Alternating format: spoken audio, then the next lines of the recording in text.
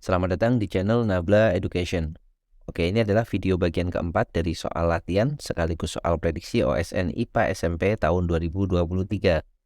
Sebagaimana permintaan di komen dari video sebelumnya, yaitu untuk membahas soal tentang optik, maka video kali ini kita akan membahas soal-soal yang berkaitan dengan optik.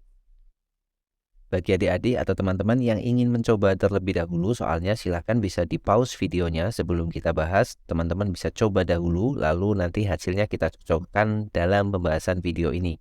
Oke, kita akan mulai dari soal yang pertama ya. Sebuah benda terletak pada jarak 15 cm di depan sebuah cermin cekung yang berjari-jari 20 cm. Sifat bayangan benda yang terbentuk adalah titik-titik. Oke, kita akan coba kerjakan ya. Sekaligus kita akan review beberapa poin-poin penting yang ada pada soal ini. Jadi soal ini adalah soal yang berkaitan dengan cermin cekung ya. Jadi cermin cekung itu nama lainnya adalah cermin yang sifatnya konvergen. Ini sebagai nama lain dari cermin cekung, yaitu cermin konvergen yang artinya dia itu menguburkan sinar. Dan cermin cekung itu adalah cermin yang mempunyai nilai fokusnya itu positif ya. Kemudian sesuai namanya cekung, itu nama lainnya adalah konkav. Jadi kalau ada cermin konkav itu berarti artinya dia cermin cekung. Dengan 3 sifat, sesuai namanya konkav, kemudian sifatnya adalah konvergen, dan fokusnya adalah positif. Persamaan yang akan kita pakai dalam mengerjakan soal ini, yang pertama adalah persamaan yang cukup terkenal ya. Pasti sudah tahu, yaitu persamaan pada cermin lengkung, yaitu seperfokus sama dengan seper S ditambah dengan seper S aksen. Ini persamaan pertama yang akan kita pakai, di mana F di sini adalah titik fokus atau jarak fokusnya ya, bukan titiknya tapi jarak fokus dari cermin. Kemudian S di sini adalah jarak benda ke cermin. Kemudian S aksen adalah jarak bayangan ke cermin. Nah, sekarang di soal ini kita diberikan data bahwa sebuah benda terletak pada jarak 15 cm. Apa artinya? Ini berarti nilai dari S. Kemudian cermin itu berjari-jari 20 cm. Nah, di sini tidak diketahui fokus, tapi yang diketahui jari-jari. Maka kita perlu konversinya atau kita perlu tahu hubungannya. Jari-jari itu nilainya sama dengan 2 kali fokus. Berarti fokusnya otomatis setengah dari jari-jari ya. Setengah dari R.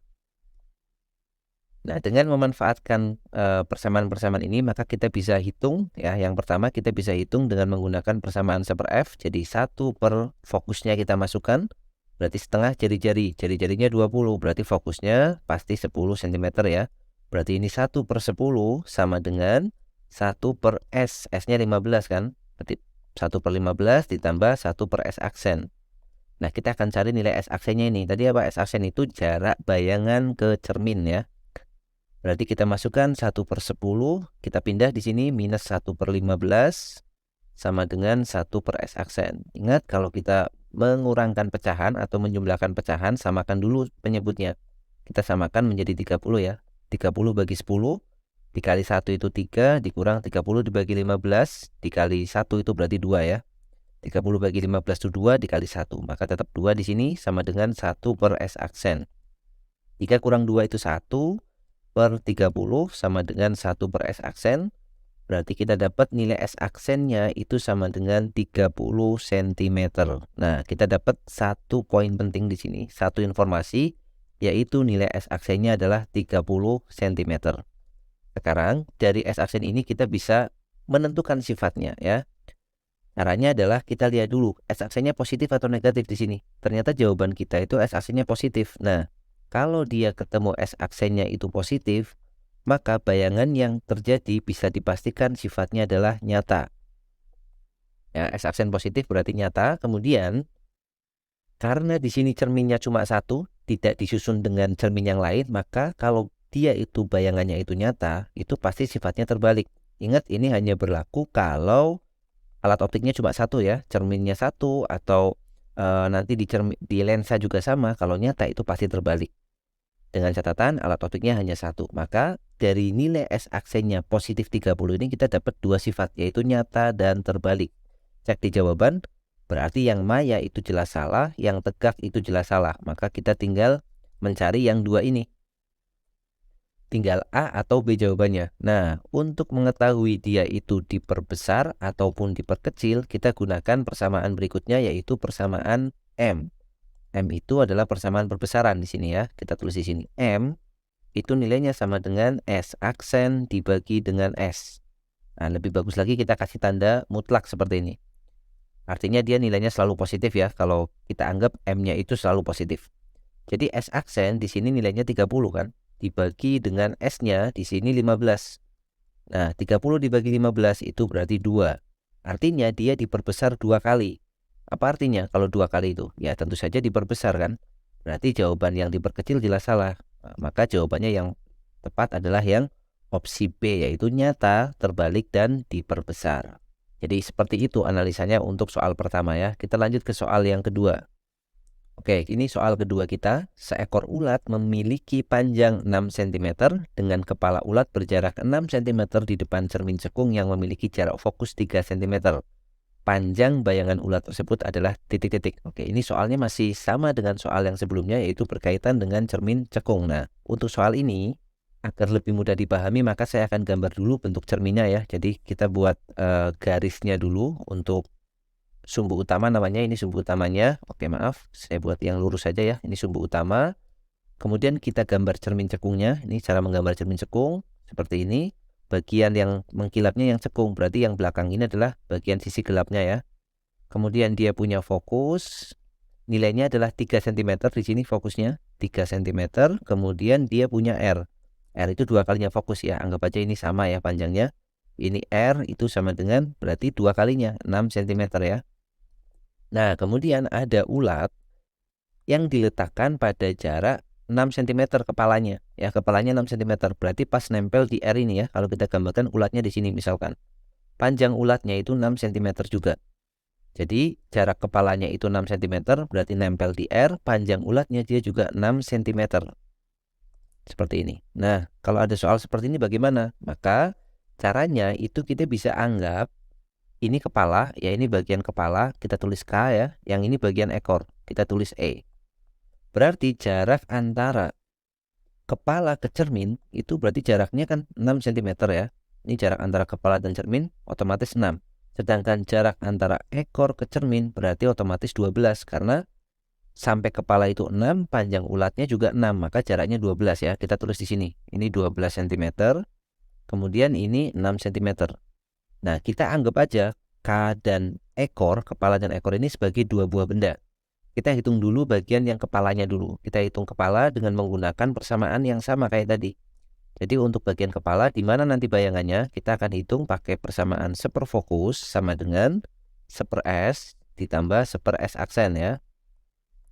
Jadi 1 per fokusnya itu 3 cm, sama dengan 1 per S-nya itu sama dengan 6. Karena jaraknya kepala ke cermin adalah 6, ditambah 1 per S aksen.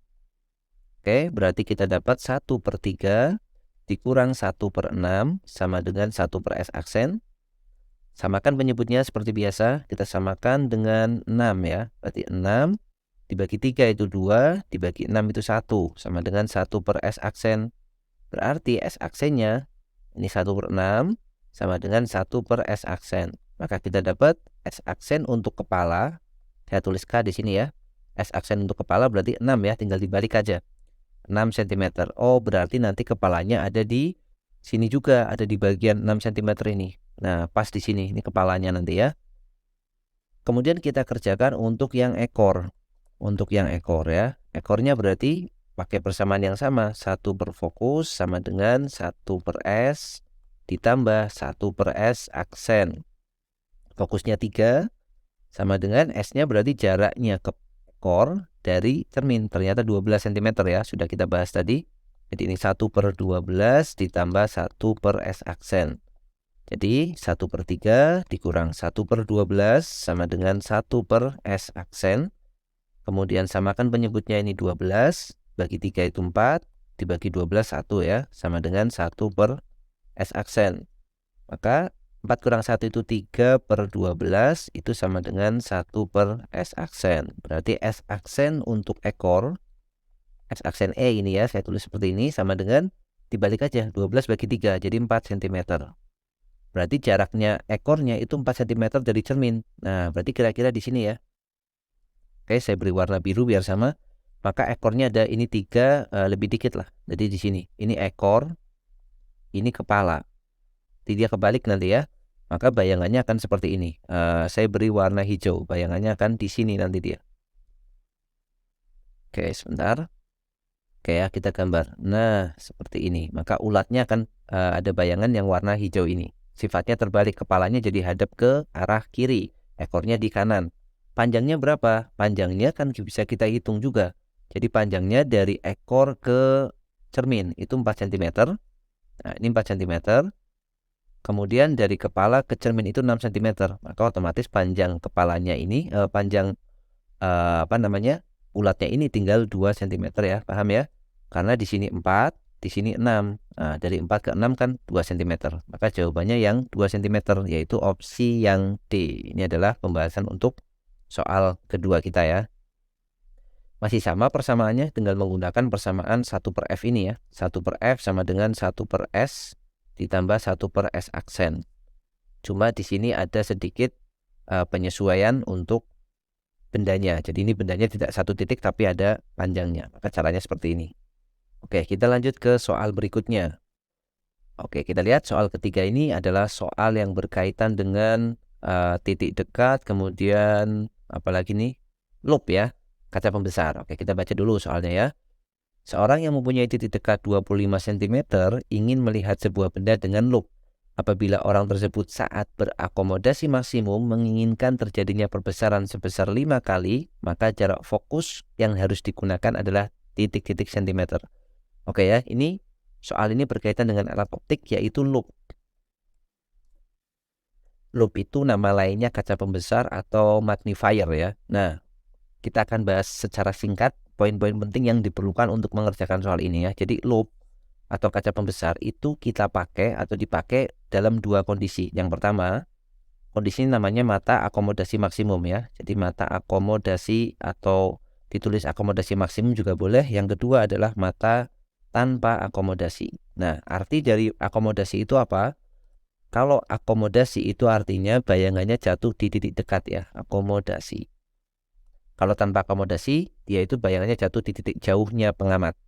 Nah, untuk mata akomodasi, persamaan perbesaran loop itu M. Nah, ingat ya, nggak saya tulis di sini, M itu perbesaran maksudnya.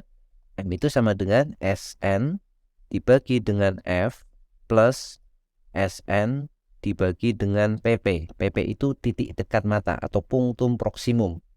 Sedangkan untuk mata tanpa akomodasi, nilai M-nya itu sama dengan SN per F. Nah, jadi ini ada dua hal yang harus teman-teman pahami dulu. Perbesaran untuk mata akomodasi dan perbesaran untuk mata tanpa akomodasi untuk loop ya. Persamaan yang akan kita pakai itu ini. Nah, sekarang kita lihat di sini ya. Yang diminta itu kan perbesaran untuk mata akomodasi. Kita masukkan dulu persamaannya di sini. Berarti M itu sama dengan, oke, pakai warna hitam aja ya. Jadi M itu sama dengan SN. SN itu titik dekat mata normal. Nah, SN itu nilainya sama dengan 25. Titik dekat untuk mata normal ya, 25 cm. Berarti di sini kita tulis dulu SN dibagi dengan F itu adalah fokus yang dipakai, ditambah dengan SN dibagi dengan PP. Nah, PP itu apa? PP itu titik dekat matanya. Titik dekat mata orangnya atau titik dekat pengamatnya ya. Nah, di sini orangnya itu titik dekatnya itu juga 25 cm. Artinya PP-nya normal di sini. Maka PP-nya itu sama dengan SN ya. Untuk kasus ini PP-nya sama dengan SN. Berarti di sini SN dibagi dengan SN. SN dibagi SN itu kan 1 kan. Maka ini bisa ditulis sebagai SN per fokus ditambah dengan 1. Nah, tinggal dimasukin aja. Perbesarannya minta 5 kali ya. Jadi oke, kita taruh sini dulu aja di sebelah kanan. Berarti M-nya itu 5 sama dengan SN-nya itu 25 dibagi dengan fokusnya itu ditanyain fokus ditambah dengan 1. Satunya pindah ke kiri jadi 4 sama dengan SN dibagi dengan fokus. Oh, SN-nya 25 ya, sudah kita tuliskan. Jadi kita tulis saja di sini 25 dibagi dengan fokus. 4-nya dapat dari mana? Satunya pindah ke kiri, 5 kurang 1, 4 ya. Jadi fokusnya kita punya 25 dibagi 4. Oke, 25 dibagi 4 itu berarti sama dengan 12,5 dibagi 2, 6,25 ya. Jadi fokusnya harus 6,25 cm. Ya, betul ya, 25 dibagi 4 itu 6/4. Maka jawabannya adalah yang A ya. Ini untuk topik tentang loop atau kaca pembesar ya. Sebenarnya masih banyak hal-hal yang perlu dipelajari di loop ya, tetapi untuk soal ini kita cukup paham dua konsep tentang pengamatan ini, akomodasi dan tanpa akomodasi. Oke ya, itu untuk soal tentang loop. Kita lanjut ke soal berikutnya. Oke, di sini ada soal tentang kaca plan paralel namanya ya. Jadi materi ini di SMP itu tidak dipelajari. Jadi teman-teman memang harus belajar sendiri untuk materi yang berkaitan dengan pembiasan pada kaca sejajar atau kaca plan paralel ya. Kita baca dulu soalnya lalu kita nanti akan review sedikit ya. Pada kaca yang ketebalannya 5 cm seberkas sinar masuk dengan sudut datang 75 derajat dan dibiaskan dengan sudut 45 derajat. Pergeseran sinar yang keluar terhadap sinar masuk adalah titik-titik. Oke, kita sedikit review dulu untuk materinya. Jadi saya akan gambarkan sebuah kaca yang punya ketebalan tertentu, misalkan seperti ini. Ini ada kacanya ya. Kemudian kita akan gambar tuh sinar masuknya. Jadi sinar masuknya membentuk sudut datang 75. Jadi miring seperti ini ya. Ini sinar masuknya. Kemudian jangan lupa setiap peristiwa pembiasan kita harus menggambarkan garis normalnya. Kita gambarkan garis normal di sini. Oke, kurang presisi sedikit, nanti kita geser ya. Jadi kita geser garis normalnya supaya pas. Nah, oke, kita punya sinar datangnya itu sama dengan 75 derajat sudutnya. Nah, jadi mana 75? Harus diukur ke normal di sini ya. Ini 75 derajat. Ini adalah garis normalnya. Kemudian ingat, di sini kan udara tuh. Udara, kemudian yang ini kan kaca. Kalau ada sinar datang dari medium renggang ke medium rapat, maka dia akan dibiaskan mendekati garis normal. Berarti nanti pada saat dia masuk ke kaca, harusnya kan dia lurus ke sana. Dia akan dibiaskan mendekati normal. Jadi agak bengkok seperti ini ya. Nah, ternyata di sini membentuk sudut. Sudut biasnya di soal diketahui yaitu 45 derajat di sini. Maka 45 derajat itu ini. Nah, 45 derajat. Kemudian nih arah panahnya seperti ini ya. Kemudian dia lewatin lagi tuh dari kaca, dia akan masuk lagi ke medium berikutnya yaitu udara lagi. Maka kalau dari medium rapat ke medium renggang, ingat akan dibiaskan menjauhi garis normal. Jadi kita gambar dulu garis normalnya di sini. Ini normal lagi. Oke, nanti kita geser ya. Nah, ini garis normalnya kita gambar lagi di sini. Seperti ini.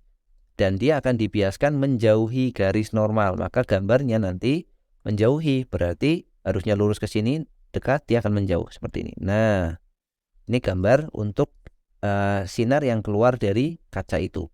Nah, kalau teman-teman perhatikan, kalau kita tarik garis dari yang sinar keluar ke sinar masuk ini ternyata garis ini nanti ternyata sejajar ya. Garisnya ini sejajar. Maka karena ini garis sejajar, seolah-olah dia hanya bergeser aja dari atas geser ke bawah sini. Nah, ini yang disebut dengan pergeseran sinarnya. Ini namanya pergeseran sinar, kita simbolkan dengan T. Ya, jadi T di sini artinya pergeseran sinar. Pergeseran sinar. Nah, persamaan untuk T ini kita bisa dapatkan dengan geometri sederhana ya. Tapi nggak akan kita turunkan, kita langsung pakai persamaannya. Jadi T itu sama dengan D. Nah, D itu apa? D itu tebal kaca. Ini D-nya. Ya, D itu adalah tebal kacanya. Kemudian dikalikan dengan, ini tebal kaca, kita tulis dulu ya. Dikalikan dengan sin I minus R dibagi dengan cos R. Ini persamaan untuk pergeseran sinarnya. Nah, I itu adalah sinar datang yang pertama, ini I, dan R adalah sinar bias yang pertama di sini. Yang kita perhitungkan hanya yang atas ya, yang bagian atas. Yang bawah ini nggak kita perhitungkan dalam mencari T. Berarti di sini kita masukkan T itu sama dengan tebal sinarnya, tebal kacanya 5 cm. Masukin 5, dikalikan sin I-nya 75 derajat, dikurangi dengan R-nya 45 derajat, dibagi dengan cos R, berarti cos 45 ya. Oke, kita masukkan nilainya 5 dikali sin 75 dikurang 45, berarti sin 30 derajat dibagi dengan cos 45 derajat. Nah, untuk OSN itu teman-teman harus sudah tahu yang namanya sin, cos, dan tan ya, karena diperlukan dan materinya itu bisa dipastikan ada dan keluar ya. Jadi harus tahu nilai sin, cos, dan tan untuk sudut istimewa. Untuk kasus ini berarti kita kalikan dulu sini ya, 5 dikali sin 30 itu nilainya setengah ya. Kemudian cos 45 itu nilainya setengah akar 2. Nah, berarti kita bisa coret setengahnya, karena sama-sama punya setengah ya, habis. Maka jawabannya adalah 5 per akar 2. 5 per akar 2 itu nggak ada tuh di jawabannya. Maka caranya kita rasionalkan ya, kita kalikan dengan akar 2 per akar 2. Kenapa boleh? Karena akar 2 dibagi akar 2 itu kan 1. Dikali 1 itu boleh ya. Maka jawabannya adalah 5 akar 2 yang atas dibagi dengan akar 2 kali akar 2. Itu akar 4. Akar 4 itu ya 2 kan. Maka jawabannya bisa kita tulis lagi supaya sama dengan itu ya. Kita kurung yang atas 5 akar 2 per 2 cm. Maka jawabannya yang opsi atau pilihan yang A ya. Jadi ini soal yang berkaitan dengan kaca plan paralel. Persamaan yang bisa kita pakai adalah ini persamaannya ya. Oke ya, jadi saya ulangi lagi, materi ini kalau kalian baca di buku untuk SMP tidak akan ketemu karena memang tidak ada. Tetapi materi ini masuk dalam beberapa materi yang ada di OSN untuk IPA SMP. Jadi perlu dipelajari extension ya, perlu dipelajari lebih lanjut dengan menggunakan referensi-referensi terserah kalian. Mau baca buku, mau lihat video di YouTube atau apapun terserah ya. Oke, kita lanjut ke soal berikutnya. Ini soalnya tentang teori ya. Berikut hal-hal yang berkaitan dengan peristiwa dispersi cahaya, kecuali. Oke, jadi ini kaitannya dengan dispersi. Dispersi itu nama lainnya adalah penguraian cahaya dari warna jamak menjadi warna tunggal. Jadi dispersi, kita tulis ini ya. Dispersi itu penguraian cahaya. Nah, kenapa bisa diuraikan? Ya, kalau diuraikan itu kan berarti dari yang banyak menjadi sedikit ya, penguraian warna. Jadi warna apa menjadi warna apa? Yang diuraikan itu adalah warna yang majemuk atau jamak, namanya adalah warna polikromatik. Polikromatik itu berarti warnanya banyak. Diuraikan menjadi warna monokromatik. Mono itu satu atau tunggal ya. Nah, seperti ini. Oke, jadi dispersi, poin pentingnya ini. Kita lihat dulu. Penguraian cahaya polikromatik menjadi beberapa warna. Ini sudah benar ya. Karena yang kita cari yang salah, karena dia minta kecuali. Penguraian cahaya warna putih menjadi beberapa warna. Oke. Polikromatik itu contohnya adalah cahaya warna putih. Nah, menjadi beberapa warna. Warnanya adalah warna-warna pelangi ya. Jadi warna putih itu cahaya polikromatik, kalau diuraikan bisa menjadi warna pelangi, yaitu merah, jingga, kemudian kuning, hijau, biru, kemudian nila, dan ungu ya. Mejiku hibinio. Tentu sudah sangat hafal dengan urutan warna ini. Berarti yang kedua juga benar, karena warna putih polikromatik diuraikan menjadi beberapa warna tunggal monokromatik. Betul ya. Kemudian untuk opsi C, D, dan E itu membahas atau berkaitan dengan warna-warna ini. Nah, Mejiku hibinio. Oke, kita akan tulis lagi di sini ya. Saya tulis dulu ya. Oke, ini sudah saya tulis Mejiku hibinio. Nah, propertinya atau sifat-sifatnya yang pertama warna merah. Warna merah itu adalah warna dengan energi paling rendah. Jadi energinya terendah. Sedangkan kebalikannya, sisi yang satunya lagi warna ungu. Warna ungu itu adalah warna dengan energi yang paling besar. Jadi energinya tertinggi ya, atau terbesar. Ini terkecil juga boleh ya. Warna merahnya terkecil, warna ungunya terbesar itu boleh. Energi itu kaitannya dengan frekuensi ya. Jadi kalau warna merah energinya terendah, berarti di sini frekuensinya juga terendah. Jadi frekuensinya terendah atau terkecil. Warna ungu energinya terbesar, berarti frekuensinya terbesar. Nah, ini frekuensinya terbesar. Kemudian frekuensi itu berbanding terbalik dengan panjang gelombang. Jadi kalau warna merah, panjang gelombang itu lambda ya. Simbolnya, lambdanya itu malah terbesar. Sedangkan warna ungu, panjang gelombangnya itu malah terkecil ya, kebalikan. Nah, ini sifat-sifatnya. Jadi semakin kita ke kanan, energinya semakin besar, frekuensinya semakin besar, lambdanya semakin kecil. Jadi seperti itu. Kita lihat opsi yang ketiga. Energi ungu lebih besar daripada energi merah. Ungu di kanan, merah di kiri. Pasti betul ya. Energi ungu lebih kecil daripada merah. Nah, ini pasti salah kan? Lebih kecil, harusnya kan dia lebih besar. Pasti jawabannya sudah ketemu yang D ya. Tapi kita cek untuk yang E. Energi biru lebih besar daripada kuning. Biru di sini, kuning di sini. berarti semakin ke kanan semakin besar, maka biru energinya lebih besar daripada kuning ya, sesuai dengan sifat ini. Maka yang E juga betul ternyata. Berarti jawabannya yang D ya, yang salah, karena kita diminta yang kecuali. Ya, oke ya. Jadi ini dulu untuk soal pada video kali ini. Beberapa soal yang berkaitan dengan optik ya. Semoga bermanfaat videonya. Nanti kita akan berjumpa lagi dalam video-video selanjutnya yang membahas tentang OSN IPA, khususnya di bagian yang fisikanya ya.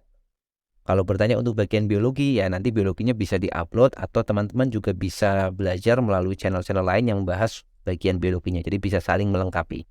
Oke, sekian untuk video kali ini. Sampai jumpa di video selanjutnya.